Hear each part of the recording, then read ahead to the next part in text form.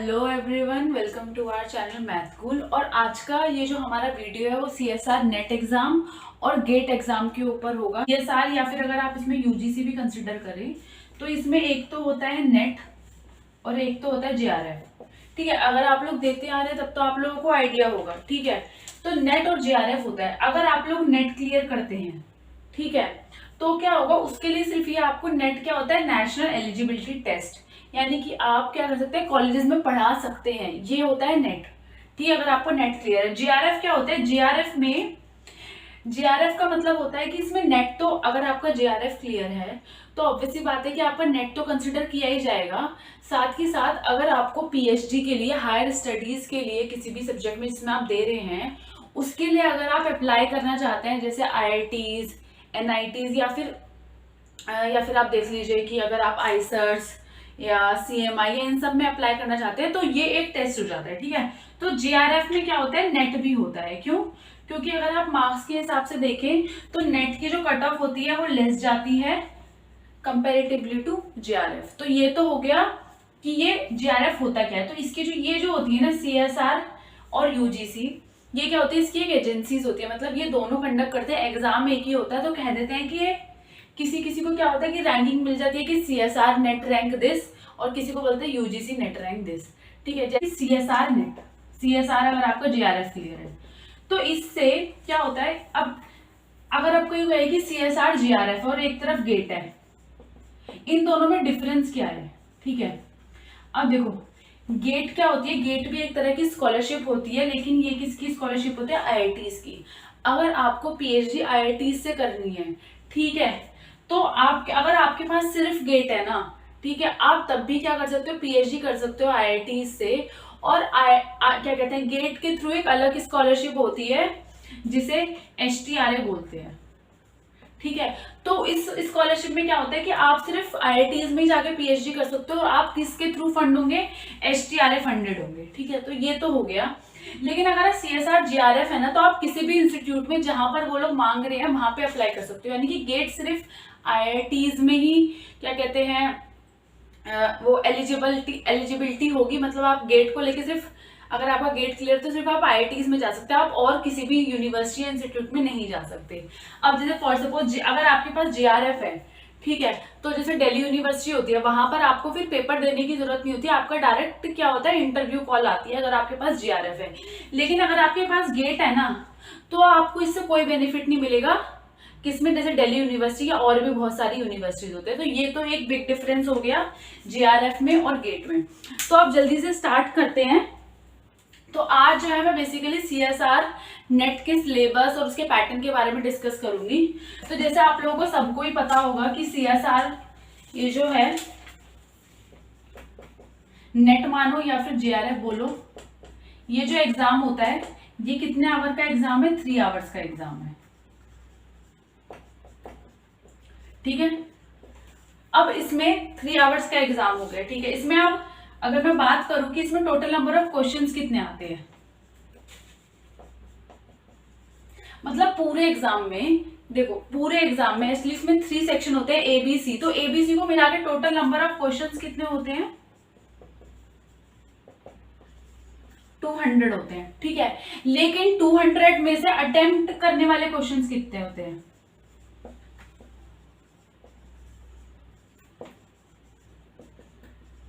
वो सिर्फ कितने होते हैं, 120। देखो अगर आप लोगों ने अभी तक भी नेट का एग्जाम नहीं दिया या आपने फर्स्ट टाइम दिया और आप थोड़ा सा कंफ्यूज हैं कि भाई आते 200 क्वेश्चन हैं बस, लेकिन अटेम्प्ट का क्या मतलब होता है कि 120 अटेम्प्ट करने। अब आप देखो इसमें क्या होता है, अगर आप इसका सिलेबस देखोगे सीएसआर का, तो इसका जो सिलेबस है वो 4 सेक्शंस में डिवाइडेड है। तो अगर आप पहले 2 सेक्शन देखोगे तो उसमें तो आ जाता है रियल एनालिसिस और लीनियर अलजेब्रा। सेकंड सेक्शन में आता है कॉम्प्लेक्स एनालिसिस और आपका जो अलजेब्रा है, like modern algebra, ring theory, everything.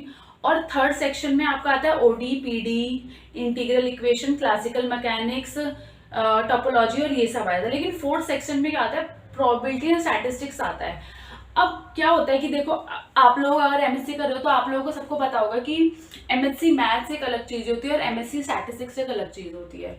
ठीक है, तो उस हिसाब से जिसके पास एमएससी मैथ्स है वो यूजुअली स्टैटिस्टिक्स वाले सेक्शन नहीं करता है, लेकिन एमएससी जिन्होंने स्टैटिस्टिक्स से की होती है उनके लिए अलग एग्जाम नहीं है, तो स्पेशली उनके लिए जो सेक्शन 4 होता है वो सबसे पहले कौन से सेक्शन को करके जाता है, सेक्शन 4। और यूजुअली जो एमएससी मैथ्स वाले होते हैं वो सेक्शन 4 को छोड़ देते हैं। तो इस तरीके से इसलिए जो है ना क्वेश्चन एक्स्ट्रा कैसे हो जाता है, 200 क्वेश्चन और अटेम्प्ट इसलिए 120 करने होते हैं। क्यों? क्योंकि एमएससी मैथ्स वाला होता है उसको यूजुअली स्टैटिस्टिक्स वाले नहीं आएंगे। और अगर कोई एमएससी स्टैटिस्टिक्स है तो उसका सबसे जो बड़ा सेक्शन है वो करने वाला वो हो जाएगा सेक्शन नंबर 4, जो कि लास्ट सेक्शन है। तो अब हम इसमें डिस्कस कर लेते हैं कि ब्रीफ में कि कौन से सेक्शन में, इसमें कितने सेक्शन होते हैं और क्या होता है एग्जैक्टली। इसमें मैं स्टार्ट कर रही हूँ कि इसमें नंबर ऑफ सेक्शन कितने होते हैं। तो जेआरएफ के पेपर में या फिर सीएसआर नेट के पेपर में, मैथ्स में, मैथ्स की बात कर रही हूँ मैं यहाँ पर, ठीक है। यहाँ पे 3 सेक्शन होते हैं, ठीक है, ए बी सी, ठीक है। तो जो पहला 3 सेक्शन होता है ना, अगर आप उसमें नंबर ऑफ क्वेश्चंस देखेंगे तो नंबर ऑफ क्वेश्चंस इसमें से कितने दिए जाते हैं, 20। ये तो होता है टोटल नंबर ऑफ क्वेश्चंस, इसमें 20 दिए जाते हैं, ठीक है। लेकिन आपको क्वेश्चन, जो मैक्सिमम क्वेश्चन आपको करने होते हैं, देखो वो कितने करने होते हैं, 15। अगर आप बोलो कि मैंने 15 से ज्यादा कर दिए तो देखो आपके जो फर्स्ट 15 होते हैं ना वो काउंट होंगे, उसके बाद के अगर आपके सही भी है तो वो काउंट नहीं होंगे, ठीक है। तो 20 क्वेश्चन टोटल हैं, लेकिन आपको करने कितने हैं, 15। सिमिलरली अगर आप इसमें देखो सेक्शन बी में 40 क्वेश्चन होते हैं और इसमें से आपको करने हैं टोटल 25। और अब सी सेक्शन देखो, सी सेक्शन में कितने क्वेश्चन होते हैं, 60, और इसमें से आपको सिर्फ क्या करने होते हैं, 20 क्वेश्चन। तो ये चीज ध्यान रखना। अब मैं आपको यहाँ पे ना टाइप ऑफ क्वेश्चन बता दूं। सबसे पहले पता है ए सेक्शन क्या होता है, ये क्या होता है, एप्टीट्यूड होता है, ठीक है। ये एमसीक्यू टाइप का है और ये क्या है, एप्टीट्यूड। तो इसमें क्या होगा कि जनरल टाइप के क्वेश्चन आते हैं, ठीक है। मैं बताऊंगी किस तरीके से करना है, पहले ये देख लो कि क्या है इसकी स्कीम। तो मैक्सिमम क्वेश्चन आपको एक फर्स्ट सेक्शन में से 15, देन 25, देन 20। देखो ये चीज ध्यान रखना, ये चीज बहुत इंपॉर्टेंट होती है। जब भी आप क्वेश्चन कर लो सबसे पहले आप ये देखो कि आपको सब्जेक्ट कौन सा अच्छा आ रहा है, या फिर आपके क्वेश्चंस जो सबसे सही 25 क्वेश्चन आपको वो करने होते हैं, ठीक है। तो 15, 25, 20 ऐसे याद करके जाना, वरना अगर आप इसको पढ़ोगे तो फिर तो टाइम वेस्ट होगा, ठीक है। अब हम मार्क्स करते हैं। देखो ए सेक्शन में ईच क्वेश्चन कितने मार्क्स का, 2 मार्क्स का। इसमें ईच क्वेश्चन 3 मार्क्स का, और इसमें ईच क्वेश्चन कितना है, 4.75 मार्क्स का। अब आप लोग सोचोगे यार इसमें तो एक क्वेश्चन 4.75 मार्क्स का है तो इसको कर लेते हैं। नहीं भाई, इतना इजी गेम भी नहीं है यहाँ पे।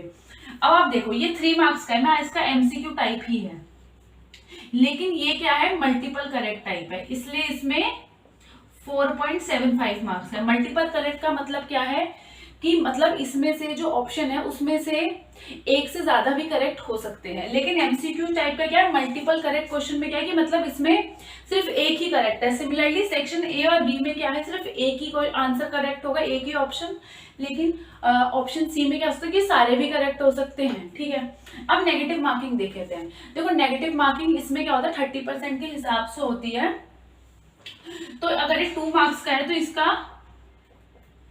0.5 है, और इसकी जो मार्किंग स्कीम है वो है 0.75। तो ये हो गया 25%। तो 25% के हिसाब से होती है, हर क्वेश्चन का 25% नेगेटिव मार्किंग होगी।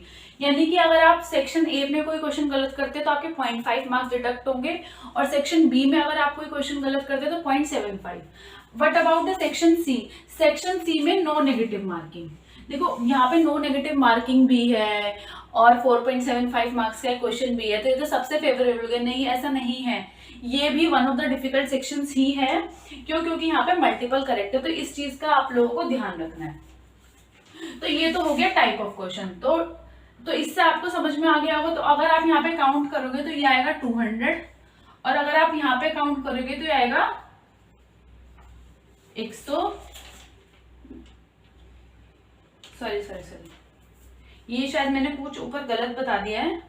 टोटल मार्क्स थे वो, जो मैंने टोटल नंबर ऑफ क्वेश्चंस बताया था ना वो मैंने गलत बता दिया था, और टोटल मार्क्स थे। तो यहाँ पर अगर आप काउंट करोगे टोटल नंबर ऑफ क्वेश्चन तो 120 है, लेकिन आप अटेम्प्ट कितने कर सकते हो, मैक्स टू मैक्स 60 अटेम्प्ट कर सकते हो। 60 से ज्यादा क्वेश्चन अटेम्प्ट करोगे तो उसके आगे वाले काउंट नहीं होंगे। सिर्फ फर्स्ट जो मतलब हर सेक्शन के, जैसे फर्स्ट 15 इसमें से, फर्स्ट 25 इसमें से, और फर्स्ट 20 इसमें से काउंट होंगे। और ये आपको मार्क्स देता है 200 मार्क्स। तो 200 मार्क्स का पेपर है, 3 घंटे हैं और 3 सेक्शन है, ठीक है। तो आई होप कि इतना आप लोगों को क्लियर हो गया होगा। ओके, तो अब हम चलते हैं सिलेबस में कि एग्जैक्टली सिलेबस में है क्या।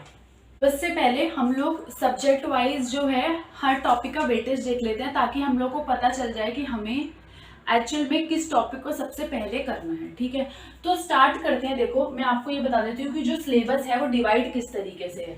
ठीक है, ये है लीनियर अलजेब्रा यहाँ पर। ठीक है, तो सिलेबस किस तरीके से डिवाइड है, तो पहला जो सेक्शन है ना वो रियल एनालिसिस और लीनियर अलजेब्रा को लेके बना है। ठीक है, तो फर्स्ट सेक्शन है। अगर आप देखोगे ना फर्स्ट सेक्शन में से जो है फर्स्ट सेक्शन हाईएस्ट वेटेज के साथ है। क्यों? क्योंकि देखो इसमें से अगर आप रियल के क्वेश्चन देखो, रियल में 14 to 16 क्वेश्चन आते हैं और उनका जो वेटेज होता है मार्क्स का वो होता है 55 से 65। ठीक है, अब आप ये देखो कि अगर मैं इसका वो भी निकालूं, बीच का भी निकालूं, एवरेज भी, तो 60 क्वेश्चन, यानी कि अगर आपने रियल कर ली तो 60 क्वेश्चन। ठीक है, अगर आप देखो कि अगर मैं लीनियर अलजेब्रा की बात करूं तो इसमें से 12 से 16 क्वेश्चन आते हैं और इसका वेटेज भी कितना होता है 55 से 65। तो अब आप ये देखो कि 200 मार्क्स का पेपर है। ठीक है, ये दो सेक्शन अच्छे से करें। ठीक है, ये दो सेक्शन का अगर एवरेज निकालू तो 120 मार्क्स है। अब 120 नहीं आए, 120 में से आप लोग 80 लाने का तो ट्राई कर सकते हो। दोस्तों में से आप देखो अगर आपने इन दो सेक्शन को करके 80 लिया है तो कितना जो है डिफरेंस कवर हो जाता है। ठीक है, अब हम चलते हैं। अब देखो कॉम्प्लेक्स और मॉडर्न अलजेब्रा बना के हमारा बनता है सेक्शन 2। सेक्शन 2 का देखते हैं, इसमें से 8 से 10 क्वेश्चन और इसमें से भी 8 से 10 क्वेश्चन, और कितने का बना 30 से 35 का है और इसका भी वेटेज 30 से 35 का है। तो अगर आप देखो, अगर मैं इसका लोअर वैल्यू भी देखूं 60, ठीक है 60 है, 60 में से देखो आप 30 हाफ का करो कि हाफ का कर सकते हो 30, तो वहां से अगर मैं 80 + 30 करूँ तो 1110 हो गए ना। देखो 200 में से 1110, और ये काफी अच्छा स्कोर होता है, कोई बुरा स्कोर नहीं है। तो अब आपको ये चूज करना है कि आपको सेक्शन कौन से उठाने हैं, that is the main trick here. अब अगर आप देखोगे ना, देखो पहले सेक्शन में सबसे ज्यादा मार्क्स, फिर दूसरे सेक्शन में कम मार्क्स। अब देखो मैं आपको बताती हूँ कि ये पूरा सेक्शन है ना, ये थर्ड सेक्शन है। ओडीपीडी है, इसमें सीओवी मतलब कैलकुलस ऑफ वेरिएशन, आई मतलब इंटीग्रल इक्वेशन, ये न्यूमेरिकल एनालिसिस और एलपीपी, ये क्या है पूरा थर्ड सेक्शन है। अब मैं आपको इसकी वेटेज बता देती हूँ। देखो ओडीपीडी में भी क्या कहते हैं 8 से 10 क्वेश्चन ही आते हैं, लेकिन क्या है ये 30 से 40 मार्क्स का है। वो इसलिए क्योंकि वेरी कर सकता है कि कौन से सेक्शन में से क्वेश्चन आ रहा है। अगर सेक्शन 4 में से आ गया तो वेटेज मार्क्स की बढ़ जाती है। ठीक है, ओडीपीडी, और इसमें देखो 2 से 3 क्वेश्चन आएंगे, इंटीग्रल इक्वेशन में से 3 से 4 क्वेश्चन आएंगे, और अगर आप देखो ये हो गए 7 to 10 और 10 to 15। देखो मैं कहूंगी कि अगर आपकी इन सब्जेक्ट्स पे इतनी अच्छी पकड़ नहीं है या फिर आपके पास टाइम है तो सीओवी और इंटीग्रल इक्वेशन आप करके जा सकते हो। क्यों? क्योंकि अगर आप इनको करोगे तो आपका 10 दिन में नहीं, चलो 1 हफ्ते में जो है सीओवी और इंटीग्रल इक्वेशन, अगर आपके पास अच्छे नोट्स हैं तो आप इनको कंप्लीट करके और क्वेश्चन भी बन जाते हैं। It is not that much difficult. तो ठीक है, तो अगर आप इसका ये देखो 17 मतलब 18 मार्क्स, 20 मार्क्स का तो इसमें से भी आ ही रहा है ना। ठीक है, तो उस हिसाब से आप ये भी कर सकते हो। अब आते हैं न्यूमेरिकल की बात। देखो न्यूमेरिकल में से और भी क्वेश्चन कम हो जाता है, तो फिर इसमें से 7 से 10 क्वेश्चन, यानी कि अगर आपका न्यूमेरिकल डिफिकल्ट है तो इसे आप स्किप भी कर सकते हो अगर आपके ऊपर वाले टॉपिक्स अच्छे हैं। अब आते हैं एलपीपी पे, 1 से 2 का, और यहाँ पे 3 to 4.75, मतलब एक क्वेश्चन आएगा बस इसमें। ठीक है, अब आते हैं देखो स्टैटिस्टिक्स में से देखो इसमें बहुत सारे क्वेश्चन है, प्रोबेबिलिटी भी है। ठीक है, स्टैटिस्टिक्स एंड प्रोबेबिलिटी, फिर मार्कोव चेन्स है, ये सब कुछ है। तो इसमें टोटल क्वेश्चन कितने मिलते हैं 27, और ये अराउंड क्या होता है कि 110 मार्क्स का होता है। तो अब आप लोगों को ये सिलेबस देख के आपको आइडिया लग जाना चाहिए कि अब अगर आप लोगों को प्रिपरेशन शुरू करनी है या आप कर रहे हो तो आपको कौन से सेक्शन उठाने हैं और कौन से सेक्शन नहीं उठाने। देखो सबसे पहले प्रिपरेशन करने से पहले ना आप अपने माइंड में एकदम देख लो कि आपके सब्जेक्ट पे किस सब्जेक्ट पे आपकी पकड़ है, उसको पकड़ो, उसको अच्छा करो। एक तरफ लो सबसे अच्छा सब्जेक्ट जो आपका अच्छा है, और इनमें से अगर आपको लग रहा है एक ले लो कि हाँ थोड़ा बहुत मुझे आता है, मैं कर सकता हूँ या कर सकती हूँ, और उस सब्जेक्ट को पकड़ लो। इस तरीके से प्रिपरेशन स्टार्ट कर लो। ठीक है, तो ये तो हो गई सब्जेक्ट वेटेज। अब हम नेक्स्ट में क्या बात करेंगे, सिलेबस की। 1 में 2 टॉपिक्स हैं। अगर आप सिलेबस देखेंगे जो कि CSR की MHRD की साइट द्वारा दिया गया है, तो उसमें जो फर्स्ट है वो है रियल एनालिसिस। तो रियल एनालिसिस में देखो जो मेन, देखो ऐसे तो देखो बहुत सारे टॉपिक्स हम लोग कवर कर सकते हैं, लेकिन जो मेन टॉपिक्स है जिनसे क्वेश्चन आते हैं और जो हमने पढ़े भी हुए हैं तो उसके अकॉर्डिंग हम लोग कर सकते हैं। देखो पहले क्या होता है, सीक्वेंस एंड सीरीज आती है, जो कि अगर हम देखें हमने बेसिक BSc में काफी क्या हुआ है, sequence and series of real number. फिर जो सेकंड टॉपिक है उसमें हम करेंगे limit, continuity and differentiability of function of one variable. देखो फंक्शन ऑफ वन वेरिएबल में जब मैं लिमिट, कंटिन्यूटी और डिफरेंशिएबिलिटी, जब कंटिन्यूटी की बात कर रही हूँ तो मैं यहाँ पे यूनिफॉर्म कंटिन्यूटी की बात कर रही हूँ, ठीक है। तो उसमें टेलर्स, एक्सपेंशन, मैक्लॉरेंस ये भी कवर हो जाता है। थर्ड है यूनिफॉर्म कन्वर्जन। यूनिफॉर्म कन्वर्जेंस किसकी, देखो सीक्वेंस ऑफ फंक्शंस होता है ना, तो उसमें क्या होता है कि यूनिफॉर्म हम कन्वर्जेंस की बात करते हैं, तो ये सब कुछ आता है। और फिर फोर्थ है इसमें रिमान इंटीग्रल। देखो रिमान इंटीग्रल में से 2-3 क्वेश्चन आ जाते हैं। बात मैंने यहाँ पे टॉपिक इसलिए डाला क्योंकि अगर आप देखो ये 2 दिन का टॉपिक है, ठीक है, रियल एनालिसिस में 2 से 3 दिन, इसमें और कुछ ज्यादा नहीं है, इसमें कुछ पर्टिकुलर फंक्शंस होते हैं वो कर लिए तो हो जाता है, ठीक है। फिफ्थ है फंक्शन ऑफ सेवरल वेरिएबल। देखो मैं इसको इंपॉर्टेंट इसलिए कहूंगी क्योंकि ये जो टॉपिक है ये हमें डिफिकल्ट दिखता बहुत है, लेकिन ये इजी होता है और इसमें से क्वेश्चन 100% आते हैं, इसका कोई क्वेश्चन छूट ही नहीं सकता। अगर आप इसमें एक 6 टॉपिक और ऐड करो तो देखो सेट्स आ जाता है, सेट्स ऑफ रियल नंबर्स, या फिर सेट्स आ जाता है। सेट्स में क्या आएगा, जैसे कार्डिनैलिटी ऑफ सेट्स होता है, ठीक है, कार्डिनैलिटी ऑफ सेट्स के बारे में पूछ लेते हैं, अनकाउंटेबल, काउंटेबल सेट्स, इससे भी एक क्वेश्चन बन जाता है, जैसे power set of natural number, इस टाइप के क्वेश्चन बन जाते हैं। अब आते हैं इसकी बुक पे कि इसके लिए बुक कौन सी ले। देखो मैं इसके लिए बुक बता रही हूँ, देखो इसके लिए 2 बुक है। फर्स्ट मैं जो बुक बता रही हूँ वो है मैथमेटिकल एनालिसिस, उसका नाम है, इसको आप लोग नोट डाउन कर लो, मैथमेटिकल एनालिसिस, और इसके ऑथर है एससी मलिक एंड अरोड़ा, ठीक है। ये बहुत इंपॉर्टेंट बुक है। देखो इसमें लैंग्वेज बहुत सिंपल है और क्वेश्चन सारे कवर्ड है और विद टॉपिक्स कवर्ड है, ठीक है। अब सेकंड बुक है मैथमेटिकल एनालिसिस। मैं एक मिनट पर्टिकुलरली आप लोगों को इसका नाम बता देती हूँ, इंट्रोडक्शन टू रियल एनालिसिस। ये है introduction to real analysis, SK Mapa. देखो अगर आप लोगों ने ये करा है तो मतलब अगर रियल एनालिसिस पढ़ी है तो आप लोगों ने कभी ना कभी ये नाम सुने होंगे, ठीक है। देखो पहले एससी मलिक एंड अरोड़ा कर लो, इसमें सारे टॉपिक्स है। अगर रिवीजन करनी है तो एक बार एसके मापा भी देख सकते हो आप लोग, उससे रिवीजन बहुत अच्छी हो जाएगी। तो ये तो हो गई हमारे रियल एनालिसिस। अब हम चलते हैं लीनियर अलजेब्रा पर। हमें क्या होता है कि देखो लीनियर अलजेब्रा में जो मेन टॉपिक्स है वो डिस्कस करती हूँ। देखो सबसे पहले तो वेक्टर स्पेस है, वेक्टर स्पेस होगा तो उसमें क्या होगा, वेक्टर स्पेस एंड इट्स सब स्पेस, ठीक है।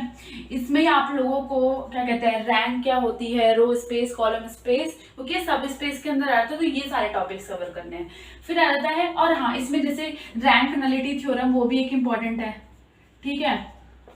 ये एक कुछ मेन टॉपिक्स। अब देखो फिर आता है लीनियर ट्रांसफॉर्मेशन। अब देखो लीनियर ट्रांसफॉर्मेशन आ गया तो मैट्रिसेस जरूर आएंगी, तो मैट्रिसेस और उसकी प्रॉपर्टीज होनी चाहिए, और डिफरेंट टाइप ऑफ मैट्रिसेस है, symmetric matrices, skew Hermitian, involuntary, idempotent, projection, ठीक है, ऑर्थोगोनल मैट्रिसेस। तो इसमें क्या आ गया, प्रॉपर्टीज ऑफ मैट्रिसेस। फिर फोर्थ आता है आइगन वैल्यूज और आइगन वेक्टर्स। देखो आइगन वैल्यूज और आइगन वेक्टर्स आया तो कैरेक्टरिस्टिक इक्वेशन आएगी, मिनिमल पॉलिनोमियल आएगा, कैले हैमिल्टन थ्योरम आएगी। और फिर जो एक टॉपिक होता है वो होता है क्वाड्रेटिक फॉर्म। क्वाड्रेटिक फॉर्म भी इंपॉर्टेंट है, ठीक है, कर लेना चाहिए क्योंकि क्वेश्चंस इसके इजी होते हैं। देखो फिर अगर आप लोगों को देखना है, ऐड करना है, अगर आप लोग एक्स्ट्रा करना चाहते हो तो इसमें इनर प्रोडक्ट एक और है, वो भी आता है, वो भी आप लोग लिख सकते हो। लेकिन हाँ वो थोड़ा हम लोग कम पढ़ते हैं क्योंकि वो थोड़ा सा हाइयर हो जाता है और ऑलरेडी हमारे पास इतना कुछ करने के लिए। अच्छा इसमें एक तो अगर आप इसमें करोगे तो इसमें जॉर्डन कैनोनिकल फॉर्म भी आती है, वो भी बहुत इंपॉर्टेंट है, ठीक है, इसमें सारी फॉर्म्स आएंगी। अच्छा अब बात कर लेते हैं बुक्स की। देखो लीनियर अलजेब्रा के लिए देखो मैं ऐसी देखो टीचर नहीं हूँ या फिर मेंटर नहीं हूँ कि मैं बहुत सारी बुक्स बता दूँ, ठीक है, फॉर द फेम की चलो अरे मेरा वो होगा कि मैं बहुत सारी बुक नहीं। देखो एक बुक की जरूरत है इसमें, उसका मैं नाम बता देती हूँ, ये है लीनियर अलजेब्रा, उसका नाम है। और ये किसका ऑथर है इसका, स्टीफन फ्रेडबर्ग। फ्रेडबर्ग अगर आप लोगों को मतलब अगर आप लोगों ने सुनते आ रहे हैं तो स्टीफन फ्रेडबर्ग के नाम से हम इसे जानते हैं, फ्रेडबर्ग। तो एक बुक सफिशिएंट है। देखो फिर तो आप लोग प्रीवियस ईयर क्वेश्चन लगाओ और जो अवेलेबल कंटेंट है उसके क्वेश्चन लगाओ। देखो मटेरियल सारा इसी में से है, इसके अलावा और कुछ नहीं होगा। तो ये तो हो गया लीनियर अलजेब्रा का विद बुक्स। एक बुक जरूरी है, एक को अच्छे से कर लो। अगर आपको हाँ बहुत हाई क्लास करना है तो हॉफमैन कुंज एक बुक है, ठीक है, लेकिन but I will not suggest for CSR or GATE for other than Stephen Buck. This is for very higher, like if you want to go for interviews in interviews for PhD तो आप लोग कर सकते हो, otherwise नहीं, तो I am removing it. तो आप चलते हैं हमारे नेक्स्ट सेक्शन, सेक्शन नंबर 2, जिसमें क्या है, मॉडर्न अलजेब्रा है और इसमें कॉम्प्लेक्स एनालिसिस। अलजेब्रा देखो, इसमें मॉडर्न अलजेब्रा जैसे आपको पता है कि इसमें क्या होता है, बाइनरी ऑपरेशन से स्टार्ट करते हैं।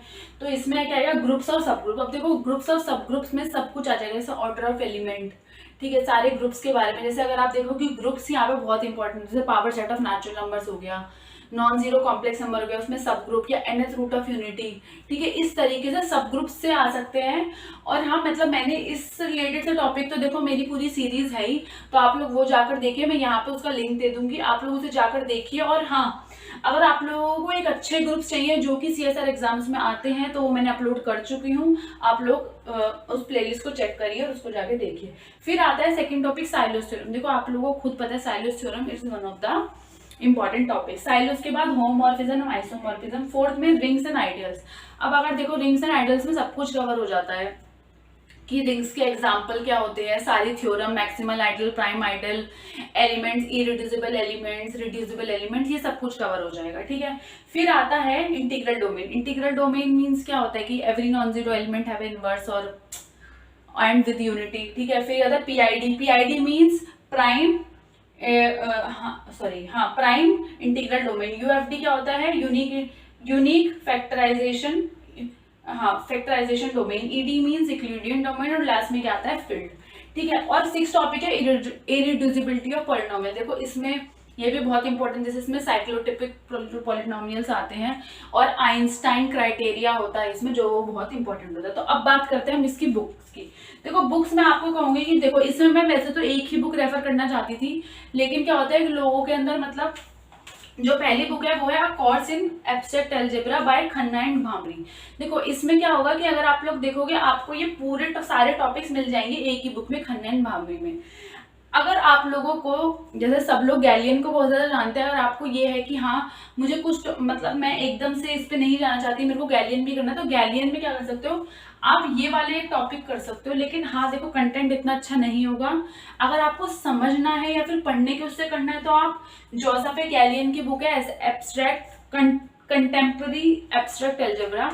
अदरवाइज मैं आपको ये कहूंगी कि आप ये एक ही बुक करना बाय खन्ना एंड भामरी, ठीक है। तो ये तो हो गया modern algebra. Next will talk about complex analysis में। हाँ देखो अब जो है कॉम्प्लेक्स एनालिसिस, तो फंक्शंस यहाँ पे क्या होंगे, कॉम्प्लेक्स वेरिएबल के होंगे। तो इसमें भी हम क्या करेंगे, कंटिन्यूटी, डिफरेंशिएबिलिटी और लिमिट की बात करेंगे, function of complex variable F of Z. Second topic में हम लोग बात करेंगे एनालिटिक फंक्शन और एंटायर फंक्शन। देखो एनालिटिक फंक्शन से पहले आप लोग पढ़ते होंगे कि कॉशी-रीमान इक्वेशन, ठीक है। तो कॉशी-रीमान इक्वेशन बहुत इंपॉर्टेंट है। फिर उसी के बाद एनालिटिक और एंटायर फंक्शन की हम लोग बात करते हैं। अब देखो इसमें भी अगर मैं बात करूँ, देखो लाइवलीज थ्योरम बहुत ज्यादा इंपॉर्टेंट हो जाती है, तो वो आप लोगों को करनी है। थर्ड है इसमें, देखो थर्ड से पहले हम फोर्थ डिस्कस कर लेते हैं, zeros of analytic function and identity theorem. देखो आइडेंटिटी थ्योरम बहुत इंपॉर्टेंट है, और कॉशी-रीमान। अब इसके बाद कॉम्प्लेक्स इंटीग्रेशन आता है, इसमें फंडामेंटल थ्योरम आती है और डोमेन आता है, इस तरीके से चीज आती है। फिर आता है हमारा fifth topic, one of the important topic जिसमें से क्वेश्चन बनता ही बनता है, सिंगुलैरिटी एंड रेसिड्यू। फिर होता है सिक्स्थ है मेरोमॉर्फिक फंक्शन, ठीक है। मेरोमॉर्फिक फंक्शन के बाद ही पिकार्ड्स थ्योरम या कैसराटी वायरस्ट्रास थ्योरम आती है। फिर सेवेंथ, वो भी बहुत इंपॉर्टेंट है, बाइलिनियर मैथ्स और श्वार्ट्ज थ्योरम। श्वार्ट्ज थ्योरम ये श्वार्ट्ज प्रिंसिपल, एक ही चीज होती है, उसमें 2 थ्योरम्स होती है, और जो सेकंड वाली थ्योरम होती है, जो जनरल थ्योरम होती है, उसकी जो करोलरीज होती है उससे बहुत सारे क्वेश्चन होते हैं, ठीक है। तो ये तो हो गया कॉम्प्लेक्स एनालिसिस का सिलेबस। अब इसमें से बुक कौन सी है, देखो मैं ये रब करके बुक बता देती हूँ आप लोगों को। इसके लिए बुक देखो, अगर आप लोगों ने, मैं एकदम बेसिक बुक बताती हूँ, ठीक है, सारी मैं बेसिक बता रही हूँ, और जिससे सिलेबस भी कवर हो जाए। तो ये है, इसका नाम देख लो, foundation of complex analysis by Ponnusamy. Foundation of complex analysis by S Ponnusamy,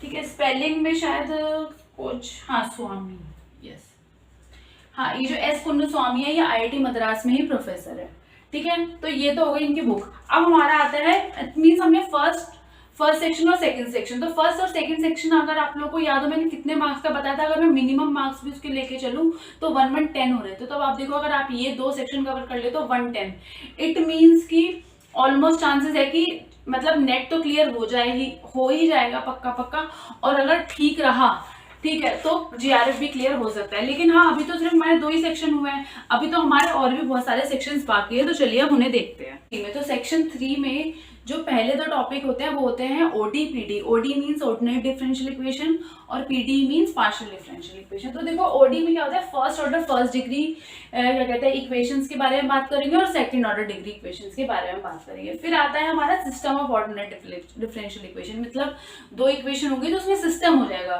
ठीक है। फिर आता है, अच्छा मैं ये देखो 2 बार लिखते हैं, system of ordinary differential equation.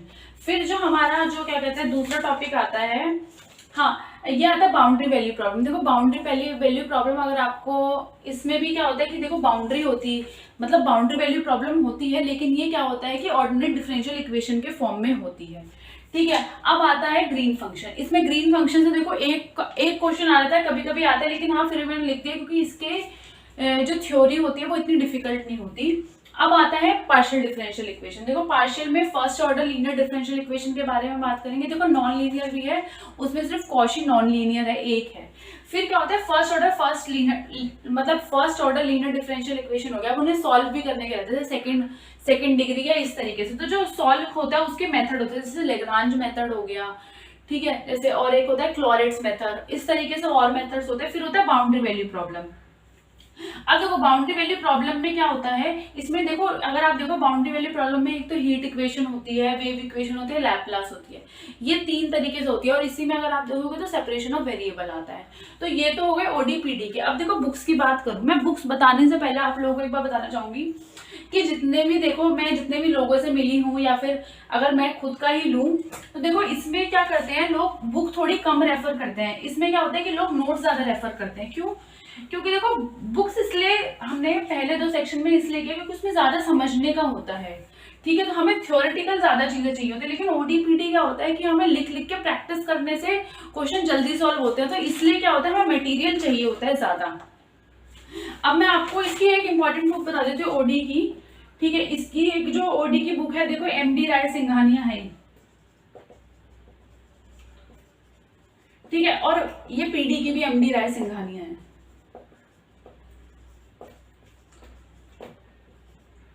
ठीक है। एक तो ये हो गई। अब दूसरी मैं बता रही हूँ, देखो दूसरी भी आप लोग कर सकते हो क्योंकि ये बुक हम लोगों ने बहुत रेफर की है, theory of ordinary differential equation by Coddington and Levinson, ठीक है। सिमिलरली मैं आपको एक सेकेंड बुक बता देती हूँ पीडी में, ये है linear partial differential equation by Loknath and Debnath,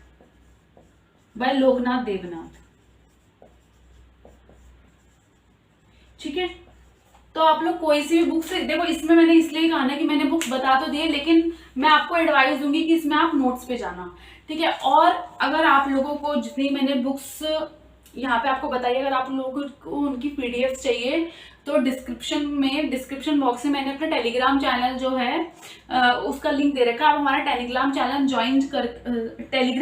join करके उस पर आप मेरे को मैसेज कर दो, और फिर मैं वहां पर क्या कहते हैं सारी बुक्स की पीडीएफ डाल दूंगी जो मैंने यहाँ पे मेंशन करा। अगर आपको कोई एक्स्ट्रा बुक भी चाहिए तो you can mention me, I will try to find the PDF and send it to you, ठीक है। तो ये तो हो गया सेक्शन 3 के ओडीपीडी। अब देखो ओडीपीडी के बाद बचते कौन कौन से सेक्शन है। देखो इसके बाद अगर मैं आपको बोलूं, अगर आप लोगों को ध्यान हो तो क्या आता है, इंटीग्रल इक्वेशन आता है, सीओवी आता है, न्यूमेरिकल एनालिसिस आता है, ठीक है। ये 3 टॉपिक जो है मेन बचते हैं, तो जल्दी से इनका आप देख लेते हैं कि क्या है। न्यूमेरिकल एनालिसिस में 3-4 टॉपिक्स ही है। देखो मैं आपको एक सीधी बात बताती हूँ, न्यूमेरिकल एनालिसिस का इतना ज़्यादा कंटेंट तो जो है, इतना ज़्यादा सिलेबस सीएसआर नेट में नहीं आता, लेकिन हाँ न्यूमेरिकल एनालिसिस गेट के पॉइंट ऑफ व्यू से बहुत ज़्यादा इंपॉर्टेंट है। तो अगर आप गेट के लिए अगर आपको स्पेशली करना है, देखो गेट न्यूमेरिकल एनालिसिस करना ही पड़ेगा अदरवाइज, क्योंकि बहुत सारे क्वेश्चन अदरवाइज रह जाते हैं।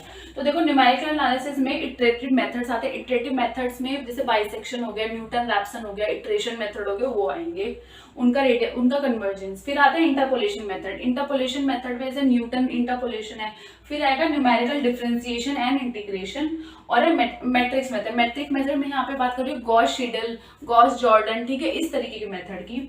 और इसके लिए देखो एक ही बुक है और वो बहुत ज़्यादा सफिशिएंट बुक है, वो है numerical methods by R K. Jain and Iyengar. इसे हम जैन एंड एंगर के नाम से जानते हैं, ठीक है। तो ये होता है न्यूमेरिकल एनालिसिस। हमारा सेक्शन 3 का लास्ट टॉपिक है इंटीग्रल इक्वेशन एंड सीओवी। तो इसमें देखो इंटीग्रल इक्वेशन में क्या होता है, देखो क्योंकि ये इतना ज़्यादा पढ़ाया हुआ, तो देखो यूजुअली हम लोग एमएससी में पढ़ के आते नहीं है, तो इसमें से बहुत कम पूछा जाता है और बहुत इजी पूछा जाता है। जैसे कि टाइप ऑफ इंटीग्रल इक्वेशंस आएंगे और उनके सॉल्यूशन आएंगे और कर्नल किस टाइप का होगा। और अगर हम सीओवी की बात करें तो मेनली जो इसके क्वेश्चन घूमते हैं वो आइलर लैग्रांज इक्वेशन के ऊपर ही घूमते हैं, क्योंकि आइलर लैग्रांज इक्वेशन की 3 से 4 फॉर्म वो दिखा देते हैं, उनको रिड्यूस कर करके क्या आता है ये वो हो गया। अब देखो बुक्स की बात करते हैं। बुक्स में जैसे कि मैं आपको कह रही हूँ कि इंटीग्रल इक्वेशन और सीओवी की आई विल एडवाइज यू कि आप लोग बुक्स से ज्यादा, अगर आप लोगों को सीएसआर नेट के लिए ही करना है स्पेशली, तो आप लोग नोट्स पे जाओ, एक अच्छे नोट्स पे जाओ, वो आप लोगों के लिए ज्यादा बेनिफिशियल रहेंगे, because these two topics are not more than 10 days और 7 डेज, ठीक है। अब इंटीग्रल इक्वेशन के लिए मैं बुक्स बता देती हूँ। Integral transform and its application by Loknath Debnath, और सीओवी की मैं बुक बता रही हूँ कैलकुलस ऑफ वेरिएशन की आर.के. शर्मा। सो फ्रेंड्स, अगर आप लोगों को हमारा ये लेक्चर क्या कहते हैं यूजफुल लगा हो, अगर आप लोगों को इससे हेल्प मिल रही हो, अगर आप ये बुक्स आप लोगों को हेल्प करे, पढ़ के देखिए, अगर आपको भी ठीक लग रही हैं तो सबको सजेस्ट करिए। अगर आपको मेरा ये वीडियो पसंद आया हो, अगर आप हमारे चैनल पर अभी तक बने हुए हैं तो please subscribe our channel, like our videos more and more. मैंने मॉडर्न अलजेब्रा की एक बहुत ही अच्छी सीरीज बनाई हुई है, नॉलेजेबल सीरीज, जिससे आपके सारे जो है जितना मैंने कंटेंट कराया है उससे बाहर यूजुअली कुछ नहीं आता है। तो आप लोग उनको देखिए, फ्रेंड्स के साथ शेयर करिए, and this video is I hope it will be really helpful for you.